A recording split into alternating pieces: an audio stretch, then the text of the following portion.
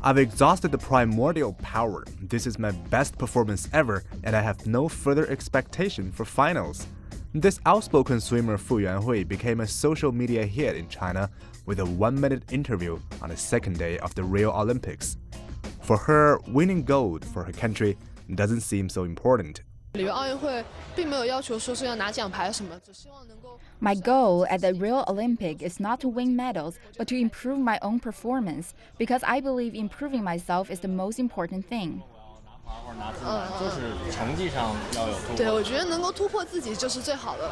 In the final, she won a bronze medal and huge public applause for her attitude toward the medal.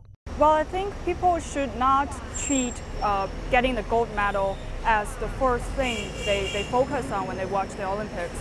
I'm inspired by the athletes themselves, their individual efforts that they put in to challenge themselves. They really affect how I feel about myself in daily lives or my own sports activities.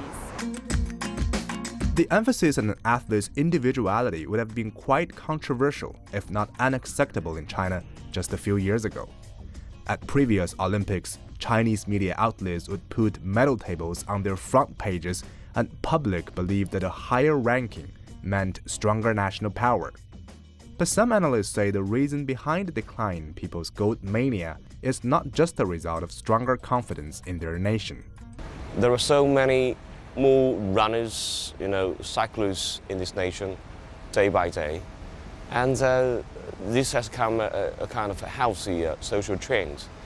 Only through participation in sport could you understand it more clearly. And could you link yourself to those Olympians more closely. I think that's the beauty of the Olympics.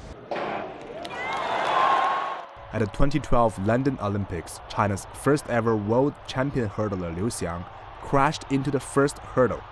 He limped to the final line and kissed the last hurdle, winning sympathy around the world, but criticism in China for losing a medal he should have won. Analysts say that this year's more casual attitude toward winning gold medals show that Chinese fans are gradually grasping the true spirit of the Olympic Games. But many in China still see winning gold as the most important task for the Olympic athletes because they say the athletes have been trained with huge amounts of taxpayer money. China still maintains a whole nation sports system which cost over 40 billion yuan or $6 billion last year. Most funding comes from the government, which covers the spending of athletes' training, competition, and food and accommodation.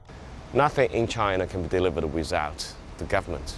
If you say it, namely, give sport back to the public, is the public mature enough to accept all these sport activities, especially some disciplines which are not so popular? If we were lagging behind, like say, we rank in the 10th or 20th in the medal tally, can the public accept that? I don't think so. Now, a rising individual emphasis under a state-funded system, Chinese athletes and the public are growing together to live up to the Olympic spirit. Han Peng, CCTV, Beijing.